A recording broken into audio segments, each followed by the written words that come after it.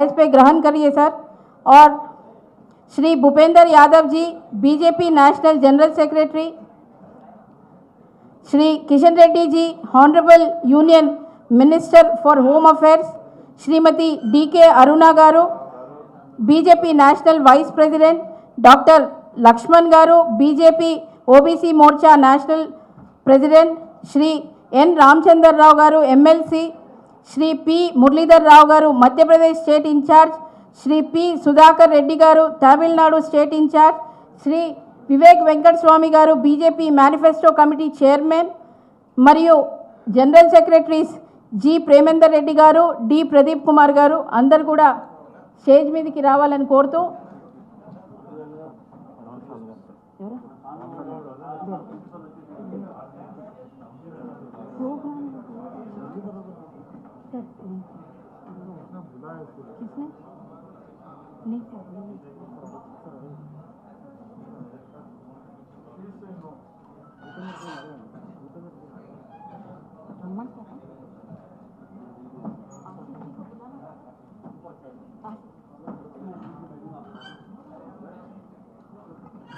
BJP Maharashtra Mumbai అధ్యక్షుడు శ్రీ ఆశీష్ శేల్కర్ జీకి విజ్ఞప్తి స్టేజ్కి రావాలని. ఇంకొక చైర్ ఈరోజు ఈ కార్యక్రమానికి అందరూ విచ్చేసి పాత్రికేయ మిత్రులకి ముఖ్యంగా ఇక్కడ ఈరోజు భారతీయ జనతా పార్టీ మేనిఫెస్టో రిలీజ్కి శ్రీ దేవేందర్ ఫడ్నవీస్ గారు, ఫార్మర్ చీఫ్ మినిస్టర్ గారు వచ్చారు మహారాష్ట్ర. వారికి స్వాగతం పలకడానికి శ్రీమతి డీకే అరుణ గారికి స్వాగతం పలకాలని కోరుతున్నాం.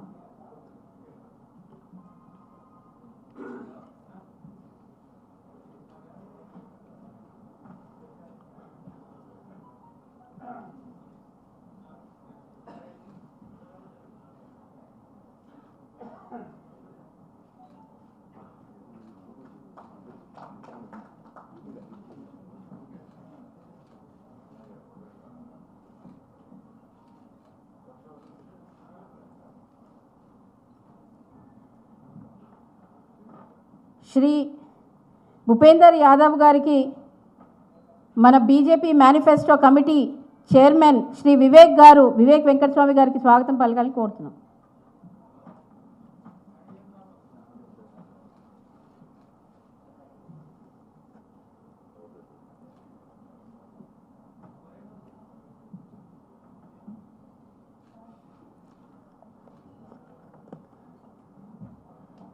ముందుగా BJP manifesto committee chairman Shri Vivek Venkataswamy గారు ఏ రకంగా ఎవరిని కన్సల్ట్ చేసి ఎలా మేనిఫెస్టో ప్రిపేర్ చేయాలి, దాంట్లో ఏమేమి అభివృద్ధి చేయాలి, జిహెచ్ఎంసీలో పరిధిలో ఉన్నవన్నీ కూడా వారు ఒకసారి వివరించాలని వారిని కోరుతూ శ్రీ వివేక్ వెంకటస్వామి గారు.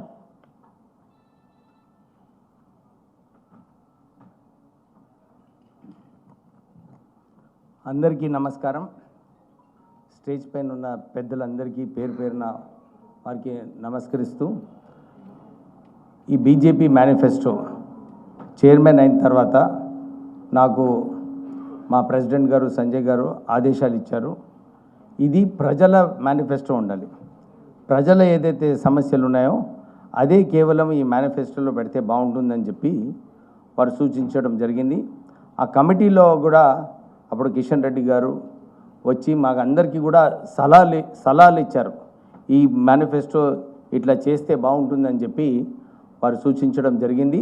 అలాగే ఆ కమిటీలో మేము నిపుణులను తీసుకున్నాము.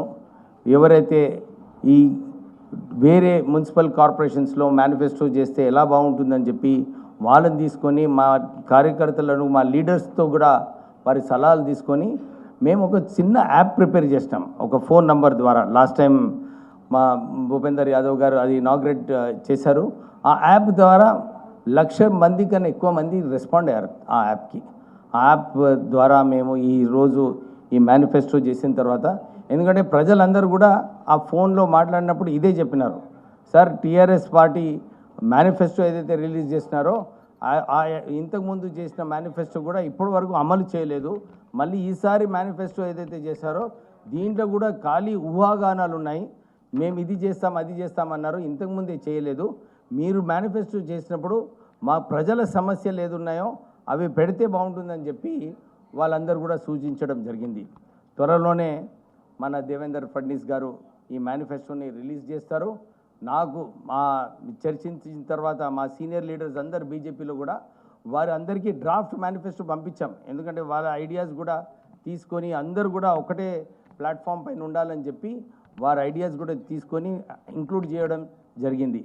నాకు అనిపిస్తుంది ఈ మేనిఫెస్టో రిలీజ్ అయిన తర్వాత ఏదైతే కంటెంట్స్ ఈ మేనిఫెస్టోలో ఉన్నాయో టీఆర్ఎస్ అధినేత చంద్రశేఖర్ రావు, కేటీఆర్ ఏదైతే మొన్న వ్యాఖ్యలు చేసినాడో వాళ్ళందరికీ బుగులు ఆల్రెడీ ప్రారంభమైంది. వీళ్ళు ఓడిపోతున్నారని చెప్పి ఒక ఊహాగానాలు వాళ్ళకి వచ్చినాయి. మేనిఫెస్టో రిలీజ్ అయిన తర్వాత వాళ్ళిద్దరు కూడా పర్మనెంట్ ఫార్మ్ హౌస్కి పరిమితం అయిపోతారు. అంత మంచి మేనిఫెస్టో మేము బీజేపీ పార్టీ తరఫు నుంచి మేము రిలీజ్ చేస్తున్నాము. ఎందుకంటే ఇది కేవలము ప్రజలకు వారికి ఉపయోగపడేలాగా ఈ మేనిఫెస్టో ఇంకా ఇంప్లిమెంట్ కూడా చేసే శక్తి ఉంది ఈ మేనిఫెస్టోలో. So thank you very much and I take pleasure in now asking Shruti to introduce our chief guest for the evening, Mr. Devender Fadnis.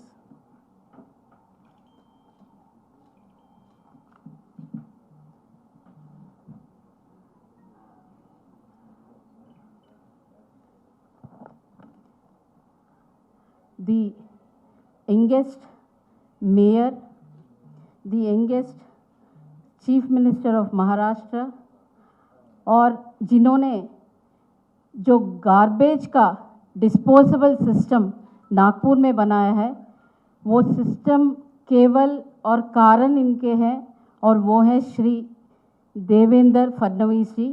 मैं उनको रिक्वेस्ट करती हूँ भाई साहब आप एड्रेस मीडिया को एड्रेस करें. धन्यवाद.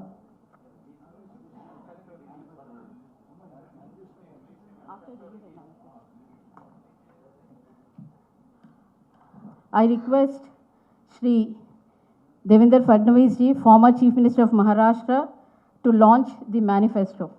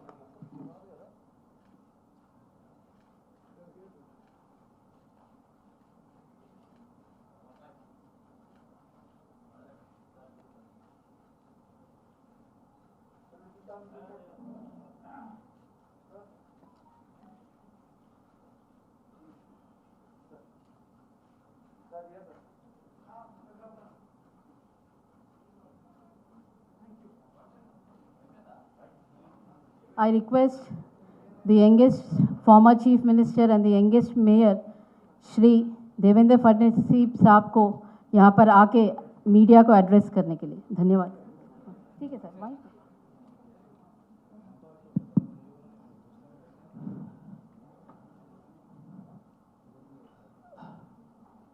आप सभी को मेरा नमस्कार।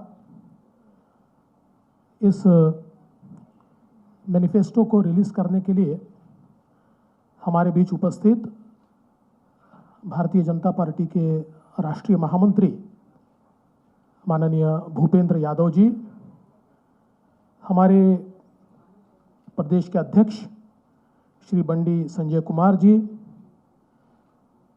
केंद्रीय राज्य मंत्री आदरणीय जी किशन रेड्डी जी, श्रीमती डी.के. अरुणा जी, डॉक्टर के. लक्ष्मण जी, श्री विशेष रूप से यहाँ पर उपस्थित हमारे आदरणीय मुरलीधर राव जी, श्री एन. रामचंद्र राव, श्री पी. सुधाकर रेड्डी, श्री विवेक वेंकट स्वामी जी, श्री जी. परमिंदर रेड्डी जी, श्री डी. प्रदीप कुमार जी, कुमारी बंगारू श्रुति जी, और हमारे महाराष्ट्र से यहाँ पर आए महाराष्ट्र विधानसभा में बीजेपी के चीफ व्हिप श्री आशीष शेलार जी, सभी हमारे मंचासीन महानुभाव और यहाँ पर मीडिया से आए हुए हमारे सभी बहनों और भाइयों, ग्रेटर हैदराबाद म्यूनिसिपल कॉरपोरेशन के चुनाव के मैनिफेस्टो के रिलीज से पहले आज संविधान दिवस है, कॉन्स्टिट्यूशन डे है, और हमारे संविधान का जो प्रियम्बल है, भारत रत्न डॉक्टर बाबा साहेब आम्बेडकर जी ने भारत को इस कॉन्स्टिट्यूशन के माध्यम से जो डेमोक्रेसी दी और हर व्यक्ति को जो स्वातंत्र्य दिया, जो अधिकार दिया, मैं ऐसा मानता हूं कि आज उसी को हम लोग याद करते हैं। और जैसे हमारे प्रधानमंत्री जी कहते हैं कि मेरे जीवन का सबसे बड़ा ग्रंथ भारत का संविधान है, तो उसी दिशा को हम लोग मानते हुए आज फिर एक बार प्रतिज्ञा करते हैं कि भारत के संविधान के अनुरूप ही हम सभी लोग अपना बर्ताव करेंगे। और इस संविधान दिवस की आप सभी को मैं बहुत बहुत बधाई देता हूं। आज एक और दिन है, आज 26/11 है, और हम सभी लोग जानते हैं पाकिस्तानी आतंकवादियों ने मुंबई पर जो हमला किया था वो आज का दिवस है। ये केवल मुंबई पर हमला नहीं था, ये आतंकवादियों ने भारत की अस्मिता पर हमला किया था, और उसके भी जो मार्टियर्स है, जो शहीद है, उनको भी आज हम श्रद्धांजलि देते हैं। और साथ साथ तेलंगाना राज्य की निर्मित में जिन्होंने शहादत हासिल की, ऐसे सभी शहीदों को याद करते हुए इस बात को हम रिएट्रेट करने की कोशिश करते हैं, प्रतिपादित करने की कोशिश करते हैं कि तेलंगाना राज्य बनाने में भारतीय जनता पार्टी की बहुत अहम भूमिका रही है, और भारतीय जनता पार्टी ने भी एक बहुत लंबी लड़ाई इस राज्य के निर्माण में की है। जहाँ तक हमारे मैनिफेस्टो का सवाल है, हमारे मैनिफेस्टो कमेटी के चेयरमैन ने आप सभी को बताया, एक बहुत बड़ा कंसल्टेटिव प्रोसेस इस मैनिफेस्टो को तैयार करते समय किया गया है। ये मैनिफेस्टो लोगों की एस्पिरेशंस का रिफ्लेक्शन है। लोग क्या चाहते हैं, लोगों में जाकर लोगों की इच्छाओं को, आकांक्षाओं को हमने समझा है। कई और पार्टियों ने यहां पर अपने मैनिफेस्टो दिए, लेकिन महलों में रहकर गरीब, सामान्य और मध्यम वर्गीयों के दुख दर्दों को समझा नहीं जा सकता। जब तक उनसे बातचीत नहीं होती, वो क्या चाहते ये नहीं समझा जा सकता। उस बातचीत को करके इस मैनिफेस्टो को तैयार किया गया है। वैसे तो कई चीज़ें मैनिफेस्टो में हैं, आप तक मैनिफेस्टो पहुंचेगा, लेकिन कुछ महत्वपूर्ण चीज़ें मैं आपके सामने रखने की कोशिश कर रहा हूं।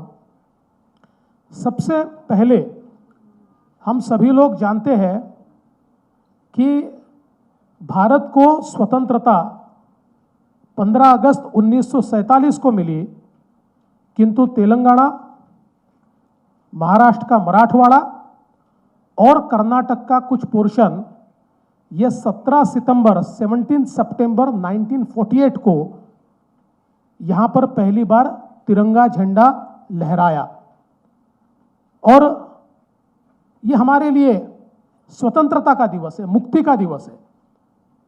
और हम लोग अगर देखें तो कर्नाटक में और महाराष्ट्र में हमेशा इस दिन पर तिरंगा झंडा लहराता है, स्टेट फंक्शन होता है। और इस दिन को मुक्ति दिवस के रूप में, चूंकि पहली बार हमारा तिरंगा फहराया गया था, मुक्ति दिवस के रूप में इसको मनाया जाता है। मैं समझ नहीं पाता हूं कि तेलंगाना में इसको क्यों नहीं मनाया जाता। और इसलिए हम लोगों ने यह तय किया है कि ग्रेटर हैदराबाद म्यूनिसिपल कॉरपोरेशन, ये भारतीय जनता पार्टी के तत्वावधान में भारत का तिरंगा जो पहली बार 17 सितंबर को फहराया गया, उसको एक फंक्शन के रूप में सेलिब्रेट करेगी। और वो पहली लड़ाई तेलंगाना के मुक्ति की, और दूसरी लड़ाई जब तेलंगाना बना, तो इस पहली लड़ाई को भी बड़े जोर शोर से हम लोग यहाँ पर सेलिब्रेट करेंगे। इस मैनिफेस्टो के माध्यम से हैदराबाद की जनता को हम लोग आश्वस्त करना चाहते हैं कि कोरोना की वैक्सीन और वैक्सीनेशन की एक स्ट्रेटेजी ये आदरणीय प्रधानमंत्री जी ने तैयार की है। किंतु हमने हैदराबाद में लगातार ये देखा कि कोरोना के काल में किस प्रकार से आंकड़े सप्रेस किए गए और किस प्रकार से लोगों को प्राइवेट हॉस्पिटल्स के भरोसे छोड़ दिया गया, किस प्रकार से उनको 2 लाख, 4 लाख, 10 लाख, 20 लाख रुपया खर्चा करना पड़ा और सरकारी तंत्र कहीं पर भी उपलब्ध नहीं था।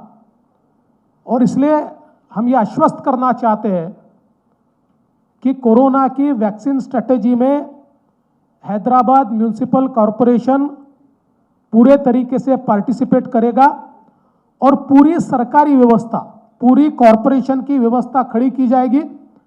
पीएचसी के माध्यम से, कॉरपोरेशन की व्यवस्था के माध्यम से ये कोरोना का टीकाकरण किया जाएगा। किसी को भी प्राइवेट हॉस्पिटल जाकर ज़्यादा पैसे देकर और कोरोना का टीका, कोरोना का वैक्सीन लेने की आवश्यकता नहीं पड़ेगी। इसकी पूरी व्यवस्था ये कॉरपोरेशन के माध्यम से हम लोग यहाँ पर निश्चित रूप से करेंगे। इसके साथ साथ हम लोगों ने ये भी तय किया है कि एलआरएस, आज 15,000 करोड़ रुपए का बर्डन एक प्रकार से लोगों के ऊपर डाला जा रहा है। We will scrap this LRS. आज केंद्र सरकार अलग अलग प्रोजेक्ट के माध्यम से एक सेक्टोरल अप्रोच लेकर स्मार्ट सिटी डेवलपमेंट में जो एक सेक्टर है, ऐसे सेक्टर्स को डेवलप करने के लिए पूरा पैसा देता है। टोटल आज आप देखिए जिन शहरों में स्मार्ट सिटी के प्रोजेक्ट्स चल रहे हैं, उनमें एक एक सेक्टर के प्रोजेक्ट्स ये चल रहे हैं, जिसमें वहाँ की जो सारी बेसिक एमिनिटीज़ है उसको एकदम अच्छे तरीके से तैयार किया जाता है। वहाँ के रोड्स हो, ड्रेनेज हो, सीवेज हो, लाइटिंग हो, सारी चीज़ें। और इसलिए हम लोग ये मानते हैं कि लोगों के ऊपर 15,000 करोड़ रुपए का ये जो बोझा है ये नहीं डाला जाना चाहिए। और इसलिए हम लोग इसको स्क्रैप करेंगे और बिल्कुल अच्छे तरीके से इसको प्लान्ड वे में हम ये सारा इंफ्रास्ट्रक्चर जो है वो डेवलप करेंगे।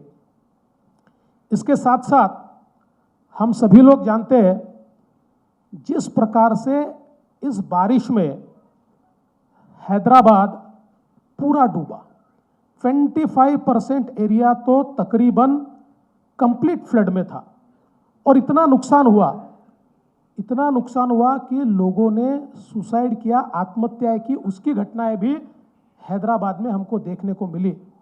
इतना महत्वपूर्ण शहर है, लेकिन ये पानी की निकासी के लिए जो ड्रेनेज की व्यवस्था को अपडेट किया जाना चाहिए वो नहीं किया गया। और सबसे बड़ी बात, इतने बड़े पैमाने पर इंक्रोचमेंट, और ये इंक्रोचमेंट केवल वोट बैंक की राजनीति के लिए किया हुआ इंक्रोचमेंट, और इसलिए उसको वहीं पर बढ़ने दिया गया। आज जो हैदराबाद डूबा वो बारिश के कारण नहीं डूबा, वो म्यूनिसिपल कॉरपोरेशन की नीति के कारण डूबा, जिस नीति में इन इंक्रोचमेंट्स को प्रोटेक्ट किया गया, वोट बैंक की राजनीति में प्रोटेक्ट किया गया, और उसका परिणाम यह हुआ कि बहुत बड़े पैमाने पर हैदराबाद के नागरिकों को इसका नुकसान सहन करना पड़ा। और इसलिए एक और इसको प्लान्ड वे में इन इंक्रोचमेंट्स को हम निकालेंगे, लेकिन ऐसा नहीं है कि किसी को बेरोजगार करेंगे, लेकिन जहां पर पानी निकासी की व्यवस्था है, वो पानी निकासी की व्यवस्था को ठीक करने के लिए जिनको रिलोकेट करना पड़ेगा उनको रिलोकेट किया जाएगा, और निश्चित रूप से एक प्लान्ड वे में इसका काम किया जाएगा। साथ ही में हम लोगों ने यह भी तय किया है कि यहाँ पर जिनका नुकसान फ्लड्स में हुआ है उनको डीबीटी के माध्यम से सीधे उनके अकाउंट में 25,000 रुपये, 25,000 rupees will be credited through DBT in their accounts. उनको सीधी मदद जो है वो इस मामले में की जाएगी। हम लोग जानते हैं किस प्रकार से यहाँ पर लोगों को चुनाव से पहले हम आपको 2 रूम का मकान देंगे, इस प्रकार से बताया गया, और लोगों को कुछ मॉडल मकान भी दिखाए गए। तो आम आदमी को ये लगा, गरीब को ये लगा कि ऐसा मकान मुझे मिलेगा, तो उसने बड़े खुश होकर इनको वोट किया, लेकिन एक भी मकान नहीं बना। और जानबूझकर प्रधानमंत्री आवास योजना को रोकने का काम किया गया, और उसमें हम लोग ज़्यादा अच्छा देंगे इस प्रकार से बताकर किसी को कुछ नहीं मिला। मैं महाराष्ट्र का मुख्यमंत्री था, 5 साल में महाराष्ट्र में हम लोगों ने ग्रामीण इलाकों में 10 लाख मकानों का निर्माण किया, और शहरों में 5 लाख मकानों का काम शुरू किया, और 2 लाख मकानों का और प्लानिंग हम लोग अंतिम स्टेज तक लेकर गए। लेकिन यहाँ पर लोगों को प्रधानमंत्री आवास योजना से पूरे तरीके से दूर रखा गया। हम लोगों का ये प्रॉमिस है कि हैदराबाद म्यूनिसिपल कॉरपोरेशन के माध्यम से 1 लाख गरीबों को प्रधानमंत्री आवास योजना का घर, 1 लाख पुअर फैमिलीज को प्रधानमंत्री आवास योजना का घर हम लोग देंगे, और उसको हम पूरा करेंगे। और उनका जो घर का सपना है, जो बड़ा सपना दिखाकर एक प्रकार से उनको मूर्ख बनाने का काम यहाँ की सरकार ने किया, टीआरएस की, उसको हम लोग उनका सपना पूरा करेंगे और उनको ये आवास निश्चित रूप से देंगे। इसके साथ साथ हम लोगों ने ये भी तय किया है कि हमारी जो माताएं बहनें, हमारी महिलाएं हैं, उनको हमारा जो ट्रांसपोर्ट है, चाहे वो मेट्रो हो चाहे बस हो, इसमें हम लोग उनको फ्री ट्रैवल की परमिशन देंगे। और ये हमारे जो ट्रांसपोर्टेशन सिस्टम है, इसके साथ हम लोग एक एग्रीमेंट करके उसको जिस प्रकार से सब्सिडाइज करना है, उस हिसाब से हम लोग उसको सब्सिडाइज करेंगे, ताकि ये हमारे ट्रांसपोर्टेशन सिस्टम के ऊपर भी बहुत ज़्यादा उसका बोझा न पड़े, और हमारी सारी महिलाओं को ये ट्रांसपोर्टेशन सिस्टम में फ्री ट्रैवल करने को मिले। ये भी हम लोगों ने यहाँ पर तय किया है। इसके साथ साथ हम लोगों का ये भी मानना है कि अब कोरोना के समय तो हम लोगों ने देखा कि ऑनलाइन एजुकेशन बहुत बड़े पैमाने पर हुआ, लेकिन जो गरीब है उनका क्या है, उन बच्चों का क्या होगा। और उसके साथ साथ आने वाले दिनों में सभी बच्चों को हम लोगों को ऑनलाइन जोड़ना पड़ेगा, और इसलिए हमने तय किया है कि सभी बच्चों को हम लोग फ्री टैब्स देंगे स्कूलों में, और उन टैब्स के माध्यम से हम लोग उनको सारे वर्चुअल वर्ल्ड से जोड़ेंगे। और उसके साथ साथ पूरे हैदराबाद में हम लोग जो हमारी कॉरपोरेशन की स्कूलें हैं या बाकी ऐसी महत्वपूर्ण जगह है, ऐसी सब जगह हम लोग हाई क्वालिटी वाईफाई उपलब्ध कराएंगे, ताकि टैब्स के माध्यम से और इस वाईफाई के माध्यम से वे लोग वर्चुअल वर्ल्ड से कनेक्ट हो पाए और अच्छी से अच्छी शिक्षा, क्वालिटी एजुकेशन वे लोग पाए। इस प्रकार का भी संकल्प हमने लिया हुआ है। इसके साथ साथ हमने ये भी तय किया है कि विशेष रूप से जो स्लम एरिया है और जो एससी कॉलोनीज है, यहाँ पर हम लोग 100% प्रॉपर्टी टैक्स वेवर देंगे। 100% property tax waiver to SC colonies and slums, ये हम लोगों ने यहाँ पर तय किया हुआ है। इसके साथ साथ हम लोगों ने ये भी तय किया है कि 125 स्क्वायर यार्ड्स तक के जो प्लॉट्स है, इनके ऊपर जो घर बनेंगे उसको कोई चार्ज नहीं लगेगा।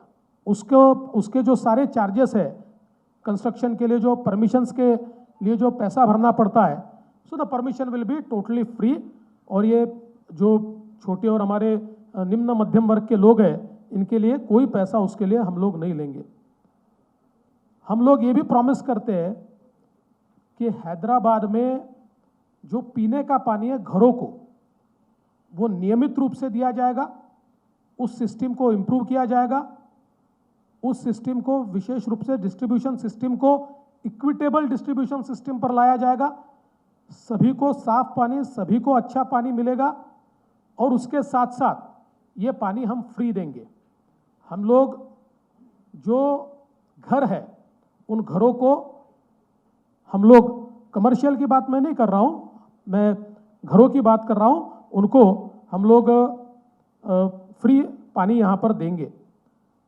हम सभी जानते हैं कि मूसी रिवर जो है, मूसी नदी एक प्रकार से हमारी धरोहर है, और हैदराबाद का इतिहास भी इसके साथ बहुत बड़े पैमाने पर जुड़ा हुआ है।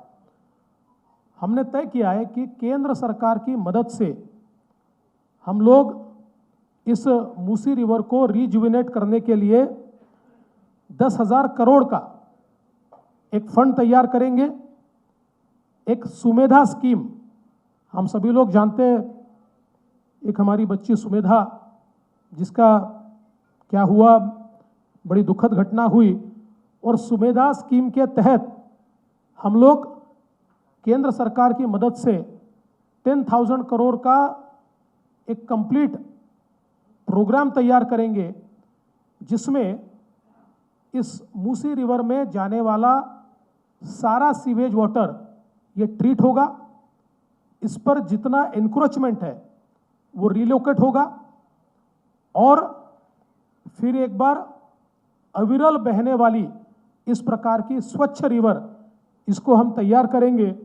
जिस प्रकार से नमामि गंगे, ये एक बहुत बढ़िया स्कीम आदरणीय मोदी जी ने तैयार की, और आज हम लोग देख रहे हैं कि गंगा का रूप बदल रहा है।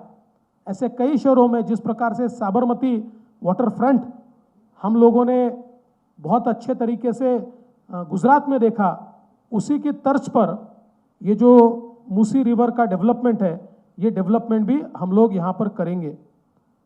और उसके साथ साथ हम लोग ये भी देखेंगे कि जो हमारे गरीब है उनको 100 यूनिट तक का पावर जो है, बिजली जो है, वो सब्सिडाइज होकर वो कैसे फ्री मिले, इसके लिए भी म्यूनिसिपल कॉरपोरेशन पहल करेगी। और उसमें हम लोग सब्सिडी को वहन करते हुए गरीबों को 100 यूनिट तक की पावर फ्री देने के लिए म्यूनिसिपल कॉरपोरेशन के माध्यम से एक पहल करेंगे और लोगों को एक बड़ी रियायत देंगे। वैसे तो कई चीज़ें इस मैनिफेस्टो में है। आप सबके पास वो मैनिफेस्टो पहुंचेगा, लेकिन मैं एक बात बिल्कुल साफ कहना चाहता हूं, व्हाट इज अवर एम। हमारा एम ये है, आज हैदराबाद को, ओल्ड सिटी को ओवैसी ने और बची हुई सिटी को सीएम चंद्रशेखर राव साहब ने आपस में बांट लिया है, मानो ये उनकी प्राइवेट प्रॉपर्टी हो। We want to reclaim the city and give it back to the people. ये न ओवैसी का शहर है, न ये चंद्रशेखर राव जी का शहर है, ये हैदराबाद की जनता का, ये तेलंगाना का शहर है। और इसलिए जो प्राइवेट प्रॉपर्टी इन्होंने बना के रखी है, we want to reclaim it and give it back to the people of Hyderabad. हम हैदराबाद की जनता को उसको वापस करना चाहते हैं। उसी प्रकार से हमारा जो ग्रेटर हैदराबाद म्यूनिसिपल कॉरपोरेशन है, ये ग्रेटर हैदराबाद म्यूनिसिपल कॉरपोरेशन भी इन दोनों ने जॉइंट प्राइवेट प्रॉपर्टी के रूप में बांटा है। It is utilized only for their private gains. It is no more a public body. We want to make it a public body. हम उसको वापस जनता को समर्पित करना चाहते हैं। भारतीय जनता पार्टी के महापौर और जो मेंबर्स चुनकर आएंगे, ये सारे के सारे वहां ट्रस्टी होंगे, मालिक नहीं होंगे। They won't be the owners. एक ट्रस्टीशिप की भूमिका में हम लोग इस कॉरपोरेशन को चलाना चाहते हैं, ताकि बहुत क्षमता है। आज सीवेज ट्रीटमेंट के माध्यम से हम लोग बड़े पैमाने पर पैसा कमा सकते हैं। आज हैदराबाद में ये देश की एक बहुत ही महत्वपूर्ण शहर है, और मैं ऐसा मानता हूं कि देश के, आज हम लोग जब विचार करते हैं तो दिल्ली, मुंबई, कलकत्ता, मद्रास, इसके साथ साथ पहले इन 4 ही शहरों का नाम आता था, पर मैं ऐसा मानता हूं कि हैदराबाद हो, पुणे हो, ऐसे कई शहर है कि आज इन शहरों का नाम उनके साथ साथ शुमार होता है। लेकिन इस शहर की जो हालत हमको फ्लड्स के बाद देखने को मिली, जो कचरे की हालत देखने को मिली, इसमें से इस शहर को बाहर निकालकर एक आइकॉनिक शहर बने और लोगों का शहर बने, इसके लिए भारतीय जनता पार्टी पूरे तरीके से प्रयास करेगी। ये इस मैनिफेस्टो के माध्यम से हम जनता को आश्वासित करते हैं और हमारा मैनिफेस्टो जनता को समर्पित करते हैं।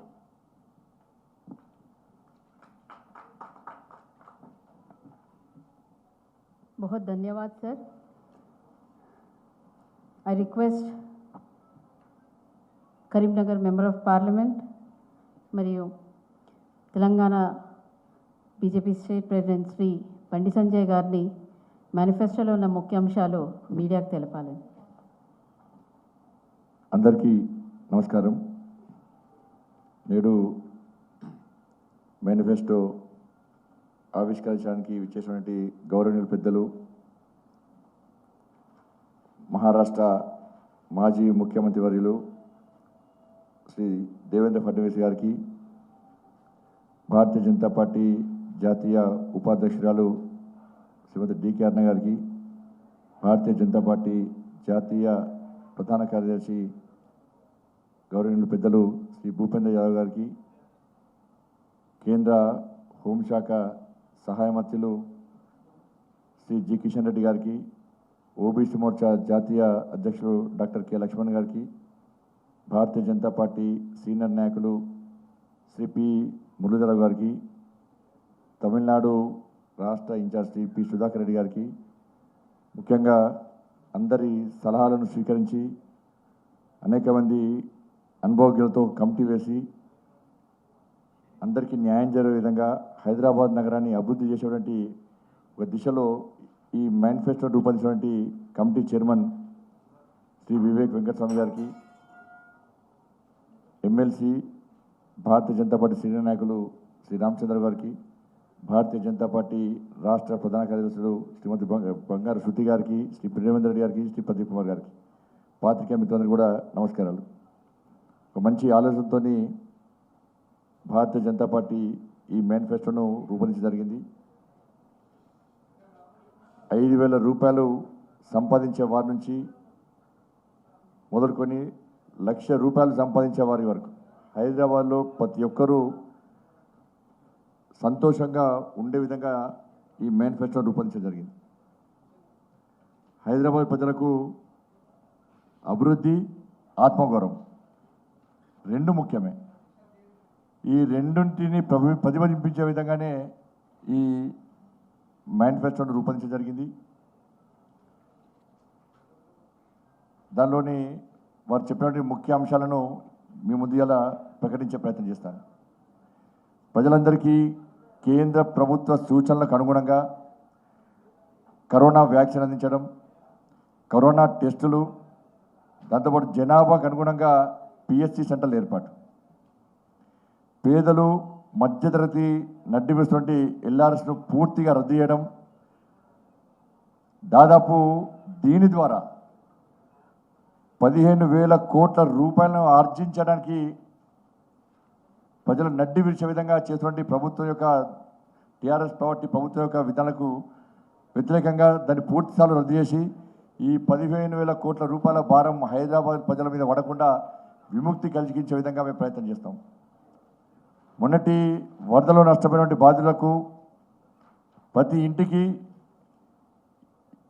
20,000 రూపాయల చొప్పున నేరుగా వాళ్ళ అకౌంట్లో జమ చేసే విధంగా ఇవాళ ప్రయత్నించడం ఈ మేనిఫెస్టో రూపొందించడం జరిగింది.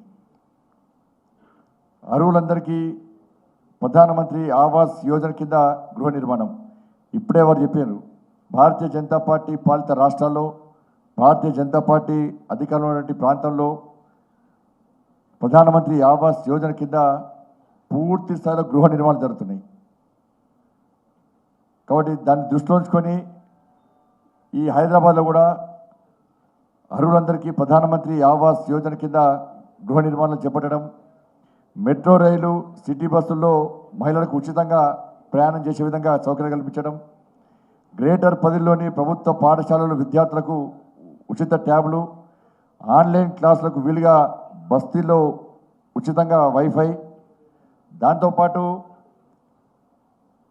విద్యా సంస్థల్లో పేదలకు ఇబ్బంది అయ్యే విధంగా ఉన్నటువంటి ఫీజులను నియంత్రించే విధంగా చర్యలు తీసుకోవడం, ఎస్సీ కాలనీలు బస్తీలోని ఇళ్లకు ఆస్తి పన్నును మాఫీ చేయడం, 125 గజాల లోపు ఇళ్ల నిర్మాణాలకు ఉచితంగా అనుమతి ఇవ్వడం, ప్రజల తాగునీటి తిప్పలను తీరుస్తూ ఉచితంగా ఇంటింటికి నల్లా కనెక్షన్ ఇవ్వడం, ఉచితంగా నీటిని సరఫరా చేయడం, హైదరాబాద్ భాగ్యరేఖగా విలసిల్లి ఇప్పుడు మురికి కూపంలా మారినటువంటి మూసీ నదిని ప్రక్షాళన చేయడం, మూసీ తీర ప్రాంతాల అభివృద్ధి, చెరువులు నాలాల ఆక్రమణ తొలగించడం, ₹10,000 లోపు 10,000 కోట్ల ప్రత్యేక నిధితో ఓపెన్ నాలాలు, డ్రైనేజ్ అధురీకరణ, దీనికోసం ప్రత్యేకంగా సుమేధ పేరుతో కొత్త చట్టం తీసుకురావడం, 100 యూనిట్ల లోపు ఉచిత విద్యుత్ ఉపయోగించేటువంటి పేద గృహాలకు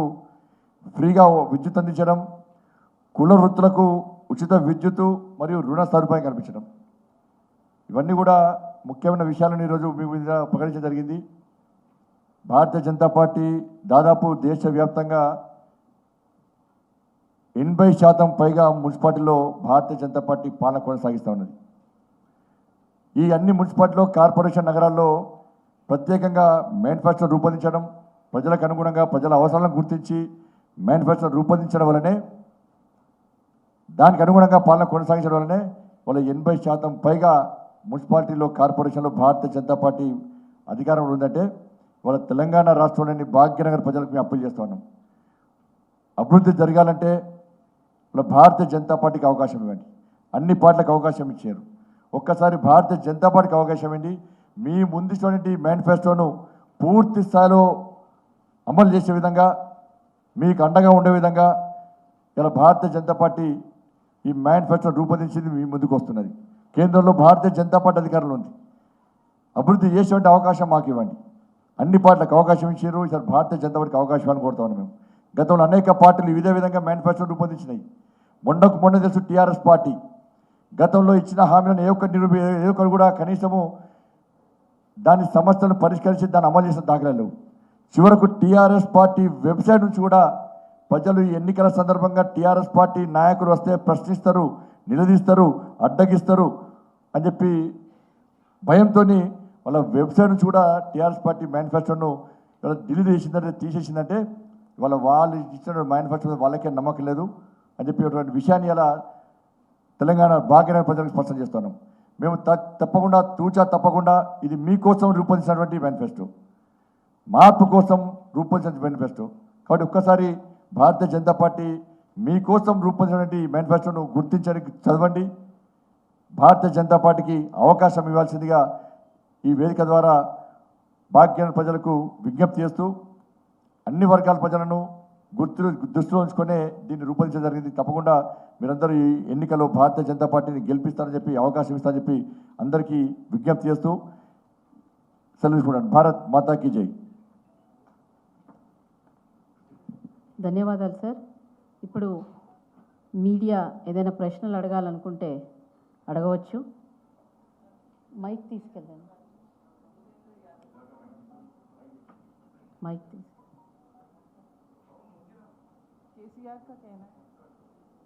केसीआर का कहना है कि आप बड़े बड़े दिग्गज नेताओं को हैदराबाद में बुला रहे हैं कैंपेन के लिए, तो मोदी जी को क्यों नहीं बुला रहे हैं? और देखा गया है कि बिहार के इलेक्शंस में जब मोदी जी ने कैंपेन किया था तो जो बीजेपी पार्टी का पोजीशन था 2019 में वो 222 सीट थे, वो गिरकर 65 सीट्स हो गए. तो मोदी को क्यों नहीं बुला रहे? और बीजेपी यहाँ तक पहुँच गई है कि वो शायद ट्रम्प को भी बुलाएं कैंपेन के लिए. और एक सवाल सर, कोई भी दे सकते हैं. Just one more sir, related question sir. He says BJP बेचो इंडिया है और हम सोचो इंडिया है, तो उसके ऊपर भी आप कमेंट करें.